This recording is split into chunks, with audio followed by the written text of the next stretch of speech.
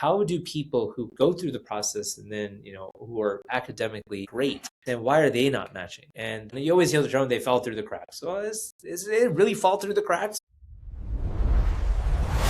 I want your thoughts on the match for orthopedics this past year. It's getting increasingly competitive. I think that the challenge is that the number of spots is staying about the same. The number of people applying is going up.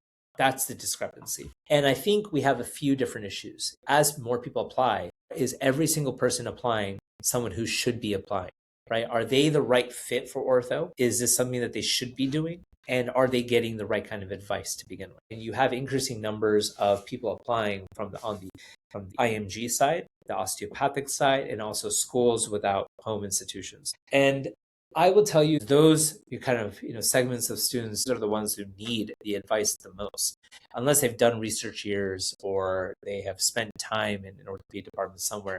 They're not necessarily getting that, to say the least.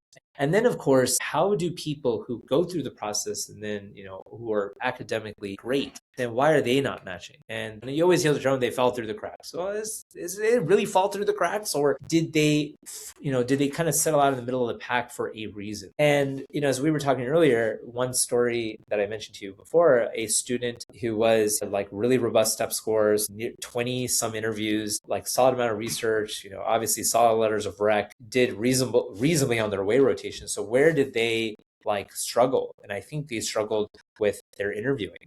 And I don't think everyone is adept at sort of the interpersonal communication piece. And so if people go on these away rotations and then don't get interviews at those spots, or they go on these interviews and then are not matching, I would say it's probably because of how they stood out or did not stand out on the interview side.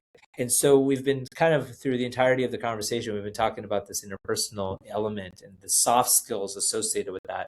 I think that is a bigger issue than we realize. And I think that that's the reason why you are seeing really well-qualified people on paper not match, because of the way they carry themselves while they were at a given institution